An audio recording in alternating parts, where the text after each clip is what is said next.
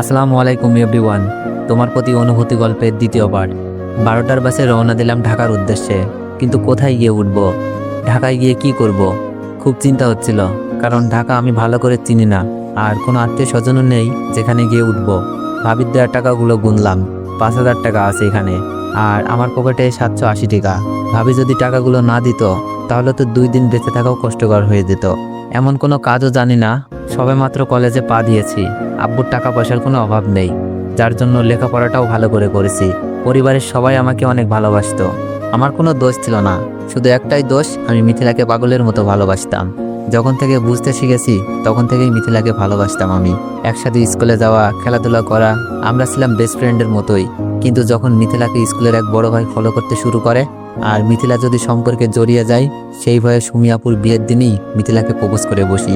কিন্তু মিথিলার সাথে সাথে এই কথা আমার আব্বুকে জানিয়ে দেয়। আব্বু আমাকে সেই দিন অনেক মারে, তখন নবম শ্রেণীতে উঠেছি মাত্র। আমার আর বিয়ে খাওয়া হইল না। আব্বুর হাতের মার সেই দিন প্রথম খেয়েছিলাম। আব্বু বলেছিল মিথিলাকে যেন নিজের বোনের মতোই দেখতে। আমার মায়ের দেখে মিথিলা অনেক হেসেছিল, কিন্তু মিথিলার প্রতি আমার কোনো রাগ আসেনি। বিয়ের দিন সুমি আপুর সাথে যাওয়ার জন্য বলেছিল আপু, আমিও প্রিপারেশন নিয়ে রেখেছিলাম, কিন্তু আমার আর যাওয়া হলো না, মিথিলাই গেল। আব্বু আমাকে মারের কারণটা শুধু ভাবিই জানতো, আর সবাই জেনেছিল আমি দুষ্টুমি করেছি তাই মেরেছে। অনেকে আব্বুকে রাগ দেখেই বলেছিল দুষ্টুমির জন্য কেউ এমনভাবে মারে, আর বিয়ের দিন ফাজলামি করবে না তো কবে করবে। আপুকে আনার জন্য গিয়েছিলাম। আপু না যাওয়ার কারণটা কি জানতে চেয়েছিল, কিন্তু কিছুই বলে নাই। তবে মিথিলার মনে যেন আনন্দের জোয়ার বইছে। নতুন দুলাভাইয়ের সাথে ভালোই খাতির জমেছে। আমার খুব ভালো লাগতো বড় ভাইয়ের অভাবটা দুলাভাইকে দিয়েই পূরণ করুক। আপুকে নিয়ে বাসায় আসলাম। দুলাভাইয়ের সাথে আমারও ভালো সম্পর্ক গড়ে উঠেছে। খুব ভালোই যাচ্ছিল দিনগুলো, কিন্তু বারবার মিথিলাকে আমার মনের কথা বলার চেষ্টা করেছি। মিথিলা বলতো আমি তোকে শুধু ভাইয়ের মতোই দেখি।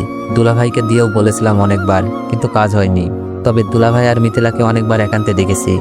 মনে হচ্ছিল প্রেমিক প্রেমিকা বসে প্রেম করছে, কিন্তু আমি তখন এইসব নিয়ে ভাবি নাই, কারণ মিথিলা দুলাভাই এমন না। পরবর্তীতে এমনই হলো। হঠাৎ মোবাইলের মেসেজ টিউন বেজে উঠলো। কল্পনা থেকে বাস্তবে ফিরে আসি। মিথিলার নাম্বার থেকে মেসেজ। কি লিখেছে? আমার রূপ বের করতে গিয়ে নিজেই ধরা খেয়ে গেলি, কি অভিনয়টা না করলাম। মিথিলার লেখাটা পড়ে চোখের কোণে জমে থাকা কষ্টগুলো বের হতে যাচ্ছিল। আমি জানি না তুই এমনটা কেন করছিস, তবে আমি চাইলেই তোদের রূপটা বের করে দিতে পারতাম, কিন্তু তোর সম্মান আর আপুর সংসারের কথা ভেবে কাউকে কিছু বলি নাই। মিথিলা বলল, তাই নাকি? তোর কাছে কি প্রমাণ আছে নিজেকে সাধু বানানোর জন্য? তবে কেন তোকে বাসা থেকে বের করেছি জানিস? যেন আমাদের সম্পর্ক আর কেউ না জানে, আর তোর কাছে যেন ছোট হয়ে না থাকতে হয়। আমি বললাম, ভালো করেছিস, এতে আমার কোনো দুঃখ নাই। শুধু বলবো আপুর সংসারটা যেন নষ্ট না করিস। তোদের এই অবৈধ সম্পর্ক নষ্ট করে সবাই যেমন ভাবতো তোকে সেই রকম যেন ভাবে। মিথিলা বলল, তুই আমাকে বলবে আমি কি করব? আমি দুলাভাইকে বিয়ে করব। তারপর আমি রিপ্লাই দিলাম, কিন্তু মেসেজ সেন্ড হচ্ছে না। বুঝতে বাকি নেই এই সিমটা নষ্ট করে ফেলেছে। কিন্তু আমার মনে খুব ভয় জন্মেছিল, আপুর সংসারটা কি মিথিলা ধ্বংস করে দিবে। তাই আমি সাথে সাথে দুলাভাইকে ভিডিও পাঠিয়ে ছোট করে মেসেজ লিখে দিলাম। আমি চাইলে এই ভিডিওটা সবাইকে দেখাতে পারতাম, এতে করে আপনার সম্মান কোথায় যেত একবার ভেবে দেখেন। কিন্তু আমি তা করিনি। আমি না হয় এই অপবাদে ভালোভাবে বেঁচে থাকতে পারবো, কিন্তু মিথিলার আব্বু নাই। আমার আব্বু নিজের মেয়ের মতো করে আদর করে, সেই আদরটা থাকতো না। আর মিথিলার সম্মানটা কোথায় থাকতো? আর আপনার আপুর চোখে সারা জীবন ধর্ষক হয়ে বেঁচে থাকতেন। হতে পারতো আপনার সংসারটা ভেঙে গেছে, আর আমাদের বাড়িতে সেই সম্মানটা আছেই, সেই সম্মানটা ঘৃণায় পরিণত হতো।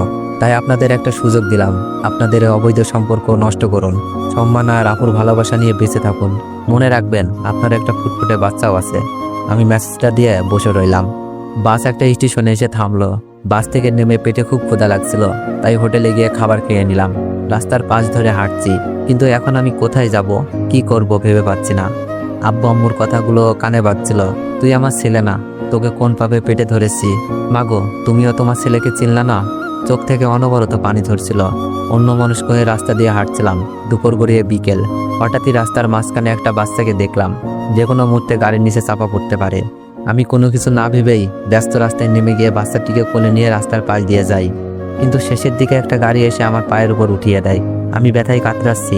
বাচ্চাটির মা এসে আমাকে হাসপাতালে নিয়ে গেল, আর একদিক দিয়ে আমাকে ধন্যবাদ জানাচ্ছে, অন্য দিক দিয়ে নিজের বেখেয়ালির জন্য বাচ্চাকে বাঁচাতে গিয়ে আমার এমন অবস্থার জন্য নিজেকে দোষারোপ করছে।